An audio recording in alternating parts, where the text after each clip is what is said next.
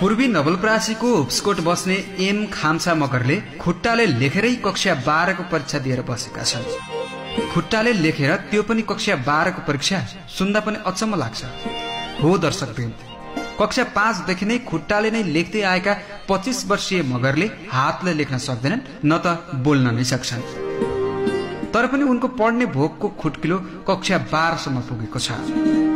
निकै नै गरिब परिवारका खाम्सा मगर जन्मजातै अशक्त हुन्। उपस्कोटका एम खाम्सा मगरले सृजना गर्नुभएको हो। उहाँलाई मुक्तक र कविता लेख्न औधी रुचि छ, तर खाम्सा मगरको जन्मदेखि नै हात गोडा चल्दैनन्। उहाँ उभिन, हिँड्न, बोल्न पनि सक्नुहुन्न। अरू कुरा सुन्न र बुझ्न भने सक्नुहुन्छ। खुट्टाको 3 औलाको सहायतामा खाम्साले लेख्न सिक्नुभयो। उहाँलाई देख्दा साहित्यकार झमक घिमिरेको सम्झना आउँछ। खाम्साले खुट्टाको सहायताले अहिलेसम्म 446 मुक्तक लेखिसक्नु भएको छ। उहाँले कक्षा 12 सम्मको अध्ययन गर्नुभएको छ। खाम्सालाई अब उच्च शिक्षा हासिल गर्ने मन छ। उहाँका बुबा मन बहादुर खाम्सा आफूले दिनभर पढ्छ, त्यो पढ्ने अनि कहिले कहिले बोर हुँदा त्यो मोबाइल हेर्ने, कहिले कहिले फेसबुक पनि चलाउँछु। बन्न त नानी अब त्यो साहित्यकार भन्ने अब त्यो बन्ने इच्छा राख्छ।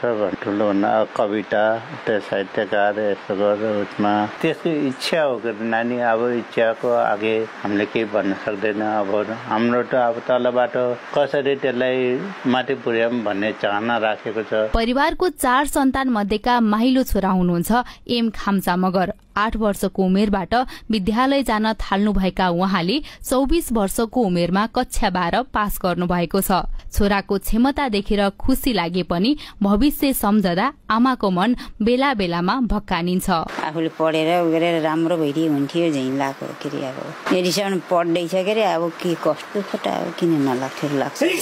अब दुःख नानी उसैको बारेमा हुन्छ नि मलाई। अब दाइ छ, भाइ छ, बहिनी छ, आफूले गर्न सक्ने होइन। अब उसको टेस्ट छ, पछि कष्ट होला भन्ने जस्तो लाग्छ कि नानी मलाई। यसको पाठमा म यस्तै हो। आफूमा भएको प्रतिभा चिन्नु नै सफलताको पहिलो खुड्किलो हो, जसमा पाइला राख्दै हुनुहुन्छ एम खाम्सा मगर। ढल्किँदै गएको उमेर अनि आर्थिक अभावका कारण कतै छोराको सपना पूरा गर्न नसक्ने हो कि भन्ने पीरले अभिभावकलाई सताउने गरेको छ। कहिले कहिले अब भनेको जस्तो अब नपुग्दाखेरि निराश हुन्छ होला। लेखाउने, पढाउने, हुर्काउने, त्यहाँबाट हाम्रो माथि गराउनको लागि आफ्नो उपाय लाछन् नानी। चाहना त छ, उपाय लाछन्। याम खाम्साले खुट्टाले मोबाइल, ल्यापटप राम्रोसँग चलाउनुहुन्छ। देश विदेशका घटना थाहा पाउन खाम्सा फेसबुक, टिकटक जस्ता सामाजिक सञ्जालमा अभ्यस्त हुनुहुन्छ। आफूलाई आवश्यक परेका कुरा मोबाइलमा लेखेर परिवारलाई भन्नुहुन्छ। उहाँलाई साहित्यकार झमक घिमिरे जस्तै बन्नु छ।